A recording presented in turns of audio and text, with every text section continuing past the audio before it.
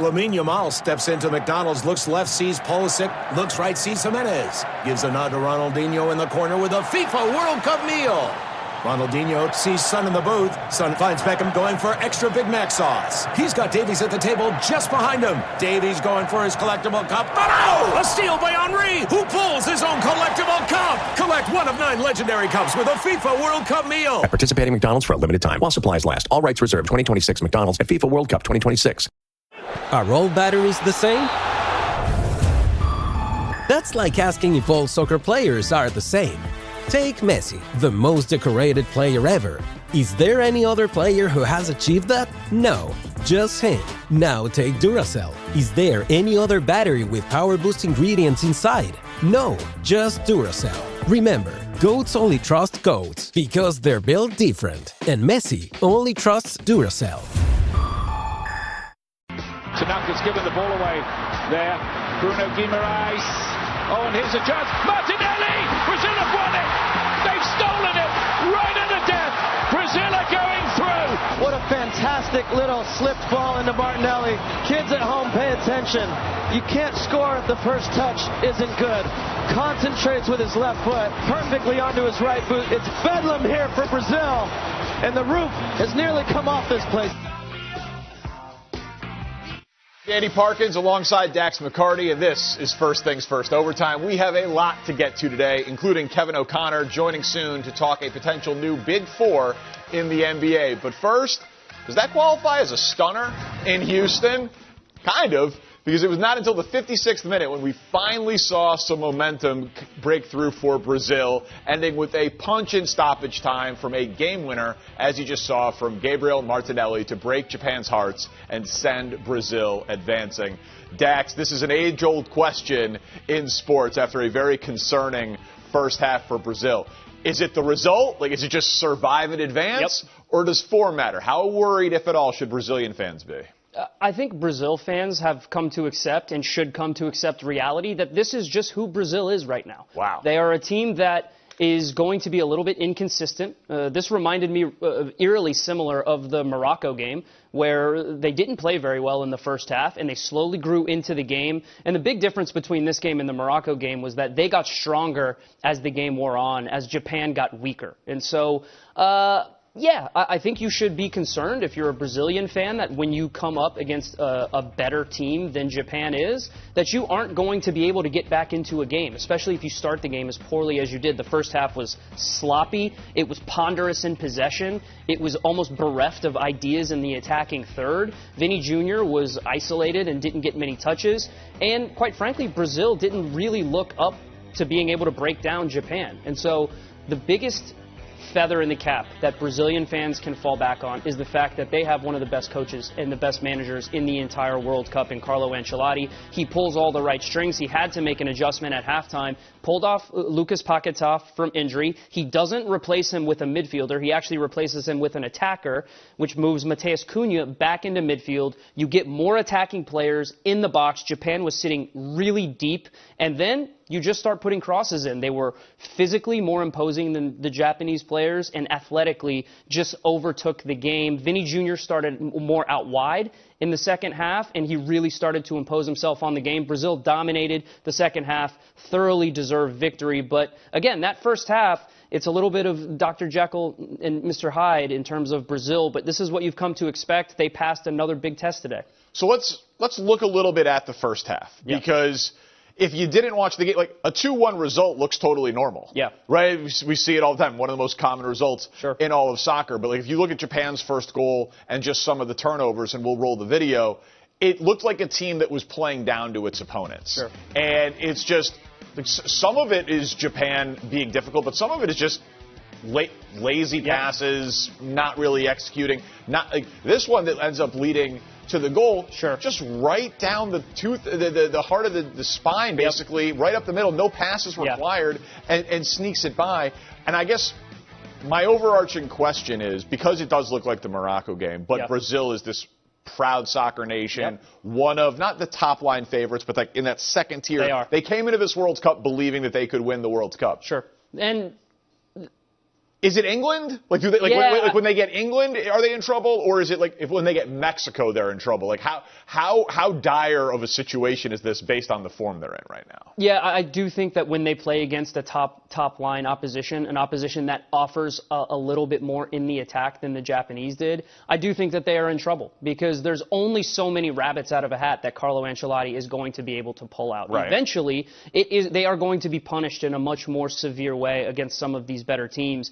And I look at that first half, and one thing that is really concerning to me is that your central midfielder, your defensive midfielder, Casemiro, he ends up actually scoring the game-tying goal off of a header. But if you took his overall performance in the first half, you would have said he was one of the worst players on the field. And that Japanese goal, it comes from a turnover from Danilo, your right fullback. Casemiro, in his heyday at Real Madrid, he breaks that play up no problem with either a foul or winning a tackle. He just isn't athletically gifted enough at this stage in his career to put out that fire, and it's a really good finish. But he got a sloppy yellow card in the first half. It's just really difficult, I think, to rely on this Brazilian midfield to be able to play with some of the better midfields in this competition. I guess so. That's another thing that I'm trying to drill down on here. Like, what is their ceiling? Yeah. How we haven't seen them play an A game, but I wonder if their A game, whatever version that is, Sure. if it's good enough. Their ceiling is absolutely a small possibility to win the World Cup. A small, because you've just talked about their midfielders. Correct. As if it's not good enough, like flatly not good enough. Their midfield, as currently constructed right now, I don't believe is one of the better midfields left in the competition. And I think against a better opponent, they will struggle to stay on top of the game as well as they did against Japan. Japan's biggest issue was in the first half, they were breaking Brazil down through possession. They took a little bit of the sting out of the game with being able to keep the ball, possess the ball, be patient. I don't see Brazil being able to keep up with an opponent's midfield that is a little bit stronger than theirs going deep in the competition. But why I give them a chance is because of Vinny Jr. in the form that he is in right now. And essentially, there's only one winger in the entire world that is going to have the capability to do what he did in this play right here in the 58th minute. He picked up this ball at the halfway line and essentially dribbled 4 or 5 Japanese players to create this chance. And this is one of the best saves that you will see in the World Cup. The only other winger, out-and-out winger, that has the dribbling capability at pace to unbalance a backline that can do this in the world is Lamine Yamal. Those are the two wingers that fundamentally can change a game at the drop of a hat. And so if Vinny Jr. is in the form that he is in, if Carlo Ancelotti is continuing to push the right buttons and get the best out of this Brazil team, they absolutely can go on with a small chance to win the World Cup. I just think when they come up against better competition, a team that is a little bit more balanced and a little bit more complete than Japan, they are going to struggle. It did seem, though, like with how they came out in the second half, and I know you're giving a ton of credit to the manager and adjustments, but that opening barrage was like, is it about to be 3-1? Yeah. Is it about to be 4-1? Like that burst of play, I do think indicates like a fairly high ceiling for the team, because for a moment in time, they looked like they could pepper the goal. It's absolutely ridiculous to discount Brazil, especially right now at this moment in time. Other than Canada, the only other team that has won their round of 32 matchup. And my big thing with Brazil was, other than the Morocco game, I haven't been highly impressed with them because they beat Haiti. You're supposed to beat Haiti. Right. They beat Scotland. You're supposed to beat Scotland. Beat a team that I think is not competitively at the same level as Brazil, but can absolutely spring an upset. This Japan team, I thought it would be a close game. I thought it had the potential to go to overtime. But Brazil, they just kept chugging along. They kept creating chances. And eventually, in the 90th minute, they put together enough plays to win the game. Well, they could be a couple of games away from England. You know, their part of the bracket is obviously going to get tougher. We'll get back in World Cup corner soon enough. But first, let's go to the Golden State. Huge news in the NBA as Kevin O'Connor is reporting that the Warriors are pursuing, I don't know, you may have heard of him, LeBron James and Anthony Davis. That report was furthered by Shams Charania with the breaking news that Draymond Green has declined his player option, which would help facilitate those acquisitions. Now, if this were to happen, let's just take a look at Golden State's starting 5 because it's fun. It's the all one-name starting 5. LeBron, Steph, Draymond, AD, and Pods. I got to be honest, and we'll get into it. It's a fun thing to imagine, even if I have no idea if it would win anything. NBA podcaster, writer from Yahoo Sports, the man who originally broke this story, and friend of the OT, Kevin O'Connor, with us now. KOC, thank you for your time. You had the initial report last night. million layers here, but let's just go right to the end because it's sports television. Would this Big Four make the Warriors immediate title contenders? It would put them on the fringe. I think it raises their ceiling without a doubt. You see those names on screen. LeBron James still a top 25 player. AD still a top 25 player joining Draymond, still a top 10 to 15 defender. And Stephen Curry, who's still a top 10 player in the NBA. The real question with them would be health. Can those guys play more than 20, 25 games together, particularly AD, given he's only played 70 games once in the last 7 years, only 20 games last season. There's obviously a lot of questions there about the durability of this team, but without a doubt, Danny, I think these names on paper with the depth the Warriors would have with Pods, bringing back Al Horford, Guy Santos, guys like that, and never mind the flexibility they'd have to make other additions, this would be a deeper Warriors team with a higher ceiling and, yes, a lower floor, but I'd put them on the fringes of contention in the NBA. I think that they would struggle, obviously, with athleticism. There would be tons of health questions. There'd be, you're bringing in 32-year-old Anthony Davis with all of his injuries. You're bringing in 41-year-old LeBron James, father time, undefeated, all of those things. But let's just, right here, for a second, let's just pause that. And, it would be so cool to see. Honestly, and sometimes I do think that people forget in the pursuit of a championship that entertainment is a part of this.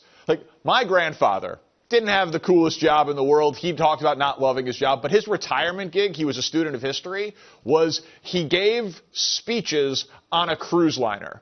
So, if they're going through the Panama Canal, he would get free accommodations for him and my grandma and give a speech on the history of the Panama Canal. A sweet way to spend his retirement. I feel like if you're LeBron James, Draymond Green, Steph Curry, and Anthony Davis, not that AD is close to retirement age, but the other three guys are, they would just be looking around like Steve Kerr, he almost retired. This would be fun. This would just be interesting. Playing basketball with your boys. Draymond Green, a defensive genius. LeBron, a basketball genius. Steph Curry, an offensive genius. AD, a great two-way player. Telling stories from their time on Team USA together and one of the great teams ever assembled from the 2024 Olympics. And Steph Curry's 1 gold medal and his heroics in those games at the end. It would be...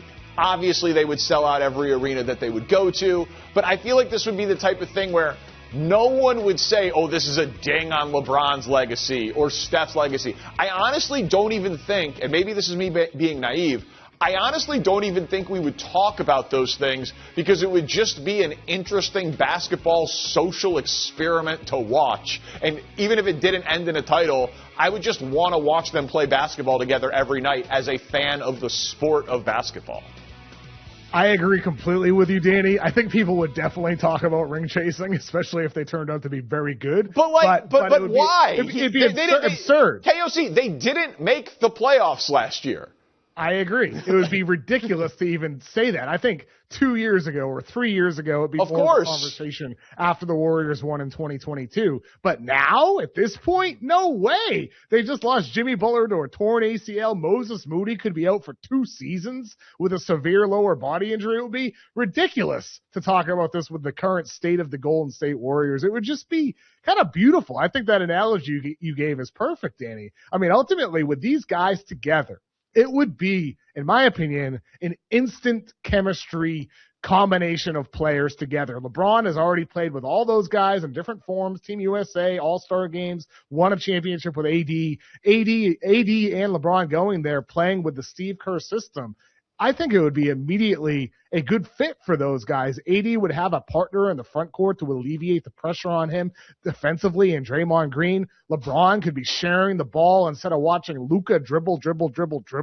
I think it would be an awesome fit, amazing basketball to watch, and a really good thing for the NBA. And if it happens, and I hope it happens. When I first heard this over the weekend before I reported, I was like, oh my God, this needs to happen. Then I'm making calls, sending texts, and I'm learning more about it. I'm like, oh my God, this actually does have a shot at happening. And I mean, hopefully, fingers crossed it does, just for the pure enjoyment aspect as a basketball fan. What I would say is if it happens and you're a fan of a different team and you're like, the schedule comes out, and you're like, oh, the Warriors are coming to town January 15th.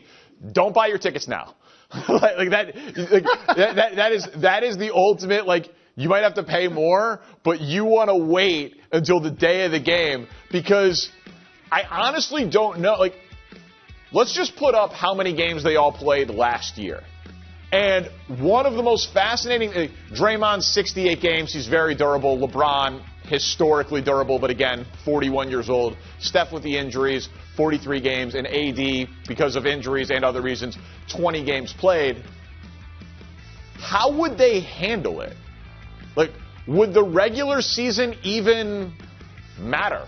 Or would they just say, obviously anyone can play with LeBron. Obviously anyone can play with Steph. Draymond and AD, your job is defensive first. Those guys will handle the offense. You've all played in a million playoff games together. Like, pop the playoff resumes for me for a second, Christina. Like, I feel like you could honestly say an 82-game regular season is completely meaningless because those four guys have 442 combined playoff wins. They will figure it out come May and June, and the only objective would be to get to May and June. Like, I feel like it might be not a terrible regular season product, but one that we just wouldn't see all that much because they would be piecemealing it together to just say, we are going to try to peak for 10 weeks in the spring and summer. I think you're right, but the issue there is the regular season does matter because it's what's required to be one of the top 8 teams, and the West is so loaded. Like, we just saw Portland trade for John Morant. Maybe they have more moves coming. They could get better. Who knows how Dallas could look with Kyrie back next year? If Cooper Flag in year 2, what if he's an all-NBA player? What if they're way better? What if the Grizzlies, like, what if Cam Boozer's an all-star right away? Like, these teams at the bottom could get better. Never mind the teams in the middle as well. Houston, Phoenix, Portland, teams like that, and the teams up top. It's going to be loaded in the West. And so these guys would have to play enough to make the playoffs and not just be another play-in team, possibly even not even in the play-in. So it does matter. And I think that's where my concern would be about this team is them being healthy enough. But if they get in, to your point, if they get in, hey, nobody expected the Warriors to win it in 2022. And as Steve Kerr has said a bunch of times, they had a great path. They had a great path and they took advantage of it. And sometimes that's all it takes in the postseason. And so for the Warriors, if they get in, you wouldn't be able to rule out this team if they get in healthy. But getting there is the ultimate big challenge for them. Yes, and it would be an interesting balance. I wouldn't think that any of those four guys would qualify for the 65-game threshold. Let's just put it that way. I think they will do everything they can to make the playoffs, but they will do the minimum required in order to make the playoffs so that they can maximize their chances of being healthy. And I know if you knew the answer to this question, you would have reported it, but I'm going to ask it anyway. Like, you report last night that this is what the Warriors are trying to do. And then I always say one of the great things about sports is you can follow the money and, like, actions over words. Like, Draymond declining that player option is an action. Do you now expect this to happen? Well, so over the weekend, there were rumblings that Draymond was going to opt out after last week when it was all about he's likely to opt in. And I didn't put that in the story because I didn't have it strong enough. And then it happened today. I do think actions speak loudly here and that there are a lot of signals that something big could be going down. And I think with LeBron and the Lakers, no offer's been made yet. I know it's been widely reported. I've heard that as well. Maybe that this is just all about leverage. And, you know, later in the week, we hear LeBron signed an extension with the Lakers and AD has signed an extension with the Wizards, and that this was all about the money and that's all it was about for their own existing teams. But I don't think so. I think LeBron has felt slighted with the Lakers, and I think he indeed does have a wandering eye and has looked at the Warriors situation as a place to both be happy at playing basketball, but also as a place to potentially contend. And he has always talked about wanting to play with Stephen Curry, his BFFs with Draymond Green. I believe it was Shams who reported earlier that for LeBron to go to the Warriors, that he would require Anthony Davis to go there. He wants to play with AD as well. That's not going to happen in Los Angeles. But all of those things could happen in Golden State, and all of those things make sense for the Warriors as well. And so I at this point, I'd be a little surprised if we don't at least get LeBron leaving the Lakers for the Warriors. The 80 portion, it takes two to tango. We'll see what the Wizards situation is there. I believe they are more than willing to trade Anthony Davis if the return is right. And I think the Warriors would be foolish not to go all in for this team and try to make it happen. LeBron averaged a triple-double? Like, I'm thinking about it as you're talking. It's like he would be the facilitator, obviously, right? He would be back in that role where the ball is in his hands to just pick and pop with AD, find Steph Curry on every sort of, curl and flare and everything that Steph Curry does running around. Like, his assist numbers would be incredible. He wouldn't need to expend a ton of energy on the defensive side of the floor because that's what Draymond and AD are there for. He wouldn't be the number one option on offense. Like, it feels like lowest points per game number of his career, but like an exploded assist number. It'd be a very fun role for LeBron in his age 41 season. It would be, I think, a way to potentially even extend him. Sure. Truly. Yeah. I mean, let's play 25 years. Yeah. Yeah. Who knows? Why not? Go for it. Right? Play till 50, LeBron. At this point, I guess anything's possible. And with free agency coming, there's news happening all over the NBA. Ja Morant's future. KOC mentioned it. He's a Blazer now. We got trade news to react to and what it might mean next for the NBA. That's coming up with KOC. But the countdown clock, I love those. It's off and running. Netherlands taking on Morocco. The knockout round is here. It all matters. The game tonight, 9 o'clock Eastern on Fox. This episode is brought to you by Google Chrome. You think you know a browser, but Gemini and Chrome? That's new. It can help you with practically anything on the web, like restoring a vintage motorcycle from a 50-page restoration blog, or finally break down that long article you've had open for weeks. Gemini and Chrome is here for it. Ready to make anything online make sense? There's no place like Chrome. Check responses, setup required, compatibility and availability varies, 18+. The knockout stage, well, it's off to a great start, of course, and Fox has got it all for you. Catch Chef Nick After Hours with James Corden, which has been absolutely fantastic. Our FIFA World Cup correspondent, Jameis Winston, he was born for the role, and a lot more on our YouTube pages. Fox has you covered through it all. And the countdown clock is on. Netherlands taking on Morocco. The knockout round tonight. The winner faces Canada in the round of 16 on the 4th of July. In Houston. That game tonight, 9 o'clock Eastern on Fox. Welcome back to the OT. Kevin O'Connor sticking with us. Let's talk breaking news out of Memphis as the Grizzlies are trading Ja Morant to the Portland Trail Blazers in exchange for Jeremy Grant and Chris Murray. End of list. Not 4 first-round picks, not unlimited pick swaps. That's what Ja Morant is worth these days. So, KOC, there's a ton of different angles we could go with here. What do you make of the trade?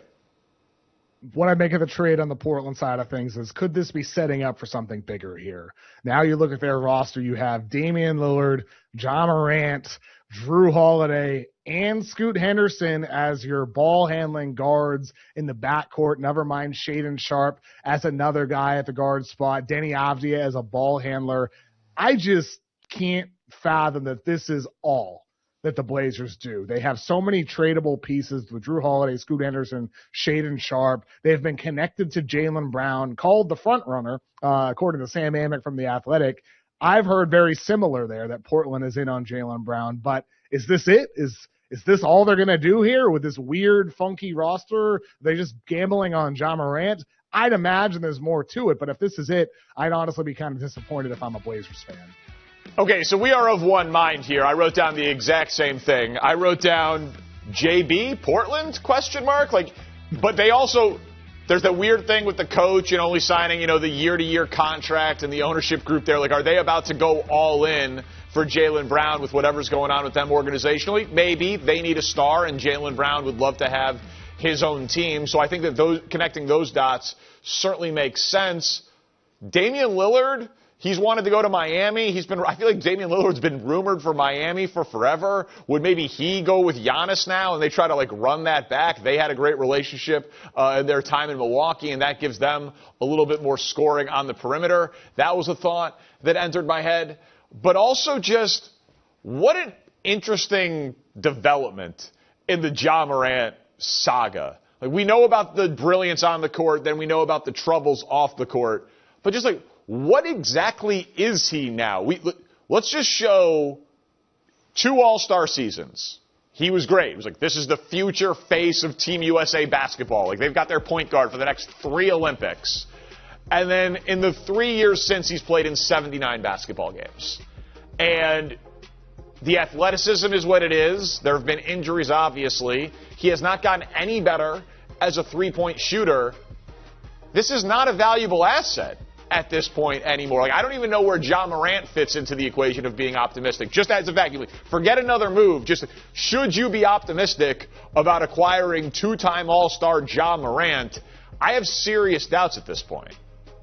Should you be optimistic? No. But is there a chance this is the ultimate buy low for the Blazers? Yes. And I think the reason why with Ja Morant is, this has been a disastrous run for him off the court, on the court. Beginning of last season, he's throwing his coach under the bus, and he's just absolutely terrible on the court. Wasn't even getting to the basket early in the season last season for the Grizzlies. Looked like a complete shell of his former self. And then he was gone for a month. And then he came back, and he played 8 games. And if you add a third column to that graphic, last 8 games of last season, a super small sample size, but his numbers in terms of scoring efficiency and shot distribution are basically equal to those 2 All-Star seasons. And so it's a small sample. You're not trusting it. You don't even trust him to stay on the floor. Even at his peak, he had flaws as a shooter and as a defender. All that said, for a guy who is literally at the bottom of his career right now, where all you're getting is Jeremy Grant and Chris Marty for him. That's what he's worth right now. That's the bottom of the barrel for him. You're getting that guy at this point. It is possible that we see Ja Morant return at least close to that former All-Star level production. And that's what I think the Blazers are thinking here, and getting a valuable piece who raises their ceiling, gives them a guy who could turn into something. And pair him with Dame, pair him with Scoot Henderson and all these guys, Denny Avdia, and maybe this team actually has a shot of reaching a higher ceiling. I can't wrap my head around the roster making complete sense as it is. To your point, Danny, could it mean something like Dame doesn't want to stay in Portland? I don't know. I think he probably does. But could it also mean that there's another big move coming? Right. Like, I was just throwing it out like, there's only one basketball.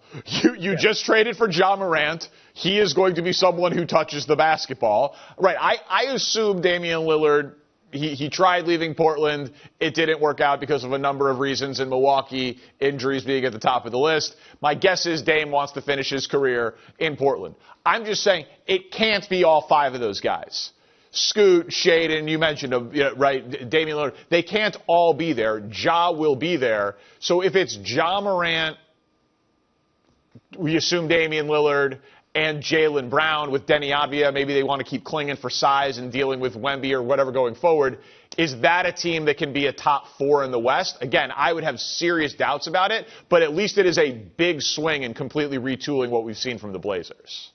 100% there'd be a shot. I don't know if I'd put him in my top 4. There's still other teams with better top-end players and really good depth as well. But ultimately, they'd be in that conversation with that type of lineup. Adding Jaylen Brown to the mix, it would add balance and variety to that offense. It add more versatility on the defensive end of the floor as well. The roster as is doesn't make sense. But turning Shaden Sharp, Scoot Henderson, and Drew Holiday plus draft picks into Jaylen Brown, that makes all the sense in the world. From the Portland side of things, adding Jaylen Brown to that team, it would be a really good roster, a really deep roster with some top-end talent. And then for Boston on that side of things, I can't imagine a better deal that checks the boxes of short-term help with Drew Holiday, long-term help with 4 draft picks possibly, and guys that can help in the short term and offer long-term upside in Scoot Henderson and Shaden Sharp.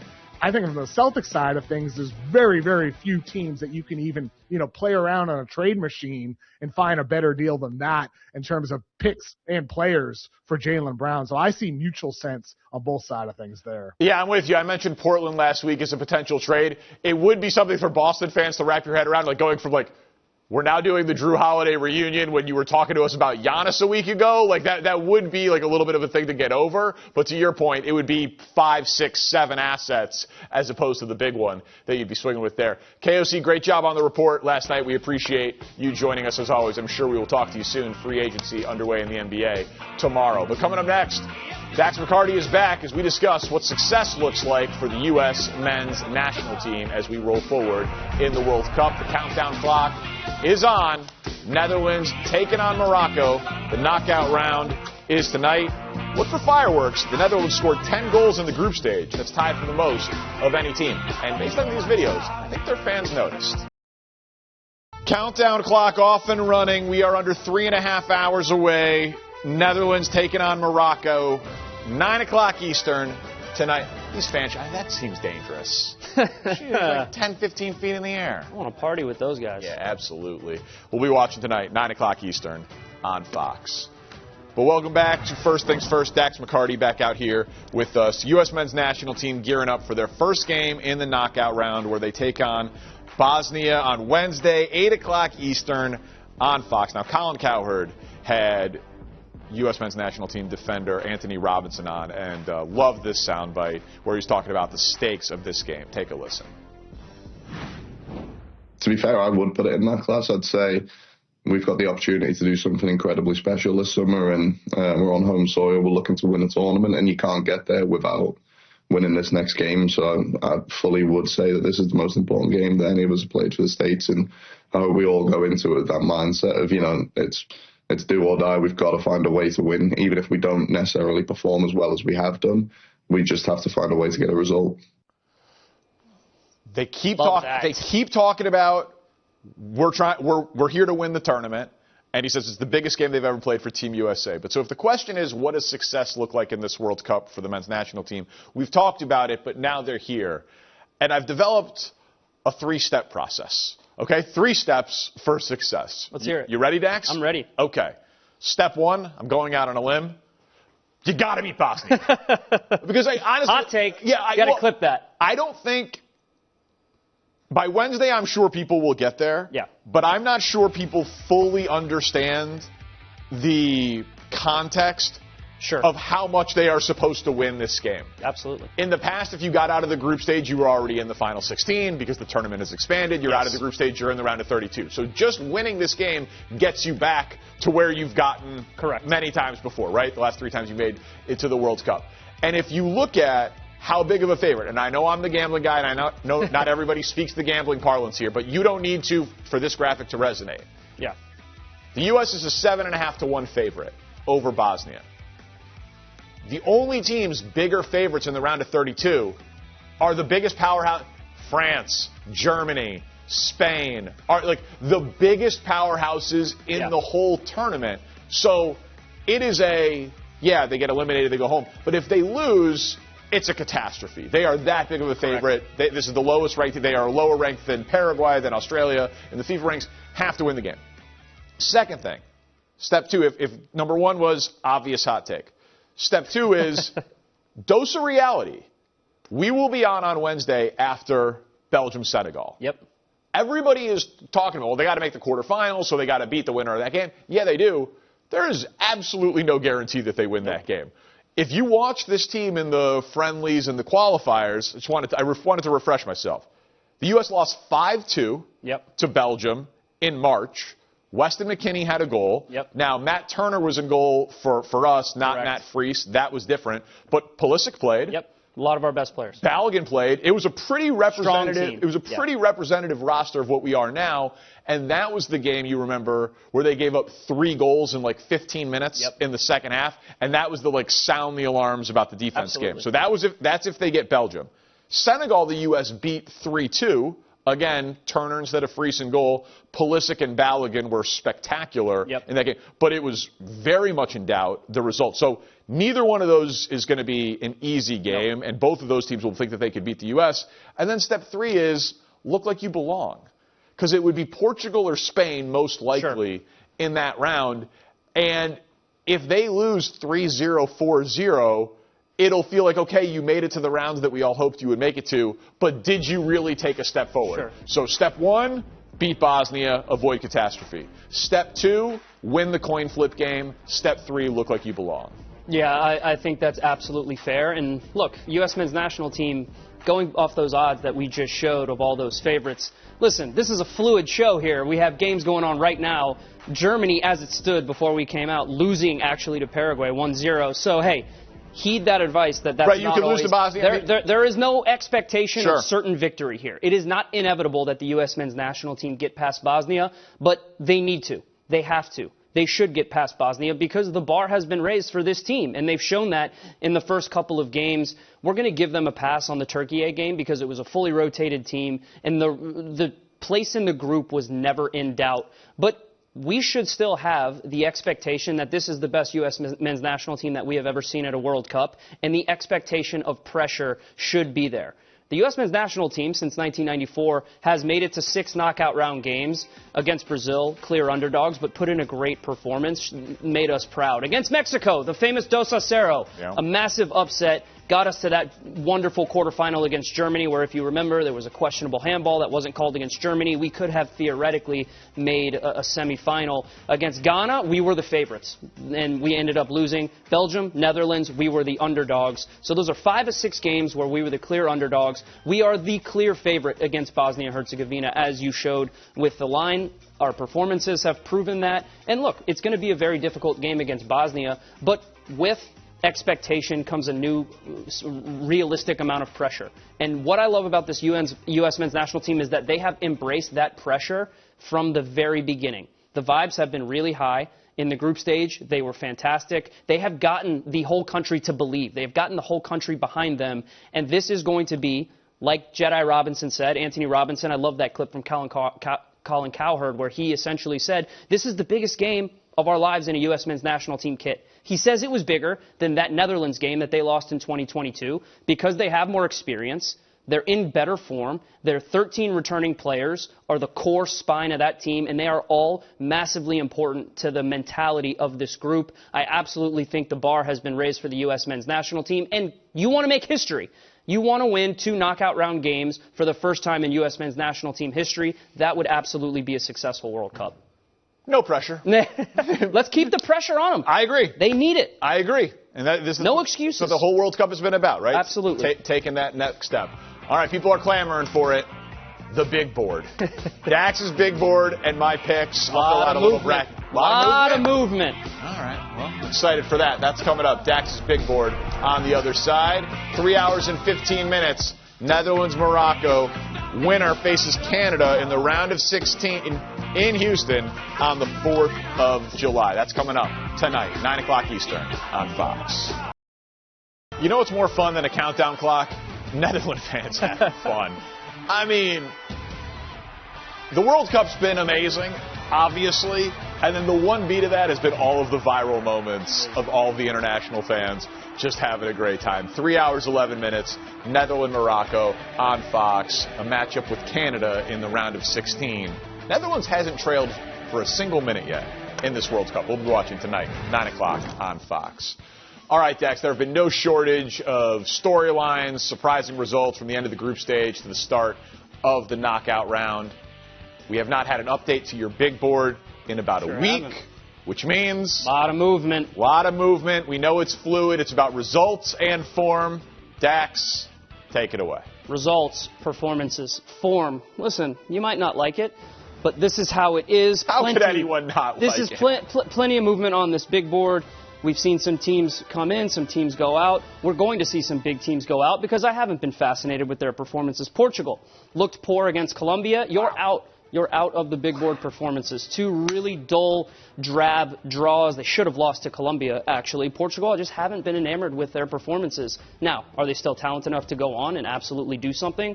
Absolutely. But right now, you're off my big board. Morocco, too inconsistent for my liking. Unbeaten in group stage play. But again, against Haiti, a little bit tenuous there for the second half. They came through in the end, but they're off my board for some teams that are come in. Norway, absolutely hated what they did against France. You had the chance to win the group. You decided to rest all your starters. They punted on the game. They punted on the game. I don't like it. And you might go on and have a nice fairy tale run, but in my power rankings, I want to see you go try to win the group. You're out of here. Now, for some movement right here, the United States men's national team, we are going to drop you down to number 10 for losing the game. Now, I understand it's totally fair to be, hey, U.S. men's national team fan, we rotated, and we put in all our reserves. That's fine. My expectations haven't changed for this U.S. men's national team. It's based on results. It's based on form. You drop down, and so now we are going to get Germans. The Germans are right now in a very difficult game. I hear they just equalized against Paraguay, but they didn't rotate against Ecuador. Right. They ended up losing the game, and so the Germans still, the Curacao result, 7-1, looks a little bit more like an outlier considering they haven't played great. They are going in at number 8 right here, pending this result with Paraguay. And so that means we get here with England, Spain. I'm dropping England down 1. I wasn't thrilled with their performance against Panama. Spain, you're moving up to number 3 with a good win against Uruguay. 2 teams, both of them won their group, and I don't think both have played their best soccer yet. I absolutely think they are going to get stronger as the tournament goes on, and that means that both of these teams are very much favorites to make a deep run. Netherlands, I've absolutely loved what I have seen from the Netherlands. They are moving up to 6 on the big board. They've got a really well-balanced midfield. Brian Broby is scoring goals, one of the best backlines in the tournament, which brings us to our boys that come back in. Mexico, debuting on the board after a fantastic group stage. Welcome to Mexico. Well, Mexico, you deserve it. I tried to keep you off. 3 group stage games, 3 wins, no goals conceded. You absolutely deserve to be here. My dark horse, Colombia, absolutely fantastic against Portugal. They were Davinson Sanchez clipped toenail with VAR away from winning that game, deservedly so. I think they're going to on a crash course with Argentina for a quarterfinal date. And the Samba Boys of Brazil, I wanted to see them win and beat Japan. They didn't convince in the first half, but Carlo Ancelotti, best manager in the competition, second half was good. They deserve to be there at number 5, even if I'm still not fully convinced by Brazil. Definitive power rankings, big board, there you go. Okay, bonus take, seems a little harsh on Portugal. Bonus take number 2, a little underrating of that first half against Brazil. But, I mean, yes, they lost at the absolute end. But how... Can we drop a team for form that wasn't playing the guys that had the good form? I want to see it was depth. all backups. Agreed, but I want to see your depth. I want to make sure that your depth is going to be called upon in big moments to step up and play well. The U.S. men's national team responded in the second half, didn't play well in the first half. They got the response they needed. I'm not enamored with the fact that they conceded the last-minute goal to lose the game, but it does concern me that if any one of our starting 11 that started against Paraguay goes down, I don't know if I trust our backline depth. I'm just treating it with a little bit of caution with the U.S. I guess the board has spoken. The board has spoken. The board has spoken. All right, well, I know you got to do this earlier today, but the knockout round is officially underway. You gave your predictions earlier this morning. We like to plant our flags on this show and, have some stakes for all of these upcoming games. So I wanted to get in now that the knockout stage is underway. Yes, a couple of games have already gone, but I'm just going to give you 8-4-2-1 how I see the bracket going in the rest of this World Cup. That's my final 8. Yep. France, Netherlands, Spain. You know how I feel about Spain. I do. And Team USA, they get through. Bosnia, Belgium, Senegal, I think they get through. Storybook run. Makes it to where they need to make it, and then we'll see how it goes. I also feel like this is a tournament of stars, where just the stars are ball. So I expect Erling Haaland to ball out. I expect Harry Kane to ball out in the knockout round. So I think this is a murderer's row of a final 8, and then it really starts to become a tournament of blue bloods as we go to the next 4 and we advance through. England, Argentina, Spain, France, network executives everywhere are thrilled. With that. Even if they are disappointed. Not really sticking your neck out there, are you? I know, but they're disappointed by USA. Listen, I'm not trying to stick my neck out. I'm trying to be right. Yes, you are. I'm trying to be Fair right. enough. I would love to have Team USA beating Spain. I just think there's way too much of a speed and talent discrepancy in that spot. But this is where the favorites don't get through. I've got Spain making it against Argentina. Wow. Kevin Wilde says defense wins championships. Argentina, they've allowed 2 shots on target the entire tournament. Yep. Spain, of course, one of 2 teams to not allow a goal. Argentina trying to go back-to-back, but I'm sticking with my pre-tournament pick and Spain I love that. is your champion as Lamine Yamal gets better as the tournament goes on. You plant your flag. I don't have a lot of issues with your bracket. It looks good. Norway, not thrilled with them. I think it offended your sensibilities. It offended me. I think Norway stumbles. I think Argentina, Colombia is going to be one of the games of the tournament. If we get that matchup, I think it's going to be fantastic. I'm taking Colombia and France. They're the best team in the tournament. I think France takes down Spain, but I love that you're sticking with your pre-tournament pick. Yeah, I'm sticking with it. I think they'll get better as it goes on. And, I'm old school. Call it rudimentary. They haven't a lot of goal, Dax. That's why they play the game. They haven't a lot of goal. We'll see you tomorrow on the OT.